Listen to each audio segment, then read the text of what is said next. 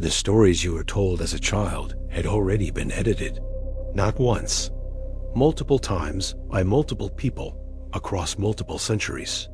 What reached you had been filtered through the Brothers Grimm, through Charles Perrault, through Victorian publishers, through 20th century film studios. Each round of editing removed something, not arbitrarily, with intention, because the people doing the editing decided certain things were too disturbing to pass on. These are 10 fairy tales that survived that process, either intact or barely. 10 stories that were documented, published, and in some cases traced back to real events that the history of children's literature largely chose to leave behind. What was removed was not decoration. It was the reason the stories existed. Story number 1, Bluebeard. In 1697, Charles Perrault published a story about a wealthy nobleman with an inexplicably blue beard. He had been married several times. His wives had disappeared. When he takes a new wife, he gives her the keys to every room in his estate, then tells her one room is forbidden. He leaves on a journey. She opens the room. Inside are the bodies of all his previous wives, hanging on the walls. Bluebeard returns, discovers she opened the room, and prepares to kill her. Her brothers arrive in time and kill him instead. That is the story. A serial wife killer, a locked room full of bodies, and a woman who survives by minutes. The detail that scholars have noted for generations is the moral Perrault attached. His closing verse does not warn women against marrying men like Bluebeard. It warns women against curiosity. The villain is not the man with the room full of bodies. It is the woman who wanted to know what was in it. Bluebeard is the most well-known story on this list. The next one is buried far deeper in the collection. The reason is not hard to understand once you hear it. Story number 2, The Juniper Tree. This is Grimm Tale 47. A stepmother murders her stepson by slamming a heavy chest lid on his neck, then props the body up and arranges the scene so her daughter Marlinsheen believes she accidentally killed him. She then butchers the boy, cooks him into a stew, and serves him to his father for dinner. The father eats the meal and comments, repeatedly, on how good it tastes.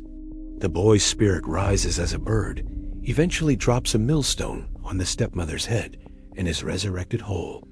The Grimm brothers included this story in the first edition of their collection in 1812. They kept it through all 7 editions. The specific details, the staged scene, the stew, the father's comments at the table remained intact throughout. It was never softened. It is still in the collection today. The Juniper Tree was never hidden. It was simply never discussed. The next story was also never hidden, but for a different reason. The darkness in it was considered too familiar to be called dark.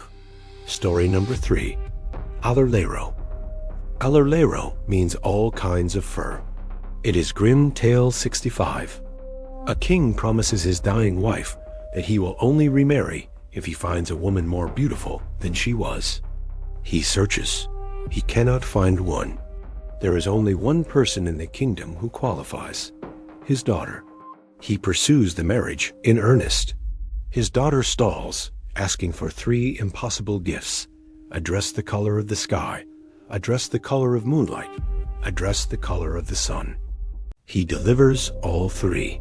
She asks for the skin of his prized donkey. He kills it and gives her that too. She escapes into the forest dressed in the donkey skin, eventually becoming a kitchen servant in another kingdom. Perrault published a nearly identical story in 1695, 2 years before he published Cinderella. It was called Donkeyskin. We will return to that. The incest at the center of Allerleirauh is not a dark subtext. It is the entire engine of the plot. Story number 4, The Girl Without Hands. A poor miller encounters a stranger who offers him wealth in exchange for whatever stands behind his mill. The miller assumes it is an apple tree. He agrees. It is his daughter. When the stranger returns to collect, the girl is too spiritually pure for him to take. So the stranger tells the miller he must cut off his daughter's hands, or the stranger will take the miller instead. The miller cuts off his daughter's hands. She leaves. She is eventually fed by angels, marries a king, has a child. The story continues for some time, involving further suffering and separation. What the story does not do is punish the miller in any significant way. He mutilates his daughter to save himself from a deal he made carelessly. The story follows the daughter. The father is not mentioned again. Story number 5. Fitcher's Bird. A sorcerer travels disguised as a beggar. When women touch him, they are compelled to jump into his basket. He takes them home, gives them a key and an egg, forbids them from entering a certain room, and leaves. The first woman enters the room. Inside are the dismembered bodies of previous women. She drops the egg in shock, staining it. When the sorcerer returns, he sees the stained egg and kills her, placing her body in the room. The second woman does the same. The third woman sets the egg aside before opening the room.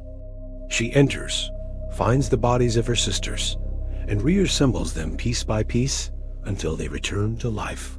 When the sorcerer returns and sees the unstained egg, he declares her the cleverest of all and agrees to marry her. She arranges to have him burned alive at his own wedding. Story number 6. The Little Mermaid. Hans Christian Andersen published his version in 1837. It is not the version you know. The mermaid gives up her voice for legs. Every step she takes, in Andersen's words, feels like walking on sharp knives. She endures this without complaint. The prince falls in love with someone else and marries her. Her sisters trade their hair for a knife. If she kills the prince, she will live. She stands over him with the knife, but refuses to use it. At sunrise, she dissolves into sea foam. That is the ending of the original story. Andersen added a coda later, where she becomes a spirit of the air. The original had no such coda. She simply dies, choosing the prince's life over her own. Story number 7. The Red Shoes, also Andersen. Published 1845. A girl named Karen becomes vain, obsessed with red shoes. She wears them to church despite being told not to. She is cursed to dance continuously, unable to stop. She dances through fields, rain, past churchyards, past funerals. She cannot attend her own guardian's deathbed because she cannot stop dancing. She finds an executioner and asks him to cut off her feet. He does. Her feet, still wearing the red shoes, dance away without her. Karen receives wooden feet and crutches. She repents, serves the church, and eventually dies and goes to heaven. Andersen wrote explicit moral notes. It was a lesson about vanity and disobedience. The specific punishment was amputation. The severed feet dancing away was the point. Story number 8. The Pied Piper of Hamelin. In 1284, 130 children left Hamelin, Germany, and were never seen again. This is not a fairy tale. It is a documented historical event. Hamelin dated documents by reference to it. A stained glass window around 1300 depicted the event. The Lüneburg manuscript records it. Historians propose plague, migration, a children's crusade, or the Black Death. None confirmed. The rat element and musical piper were added later. Earliest accounts describe only the children's disappearance, the town's grief, and the unsolved mystery. The story you know was built around an event that has never been explained. Story number 9. Donkeyskin. Perrault's version, published 1695, 2 years before Cinderella. A king's wife dies. He promises her he will only remarry if he finds someone more beautiful than she was.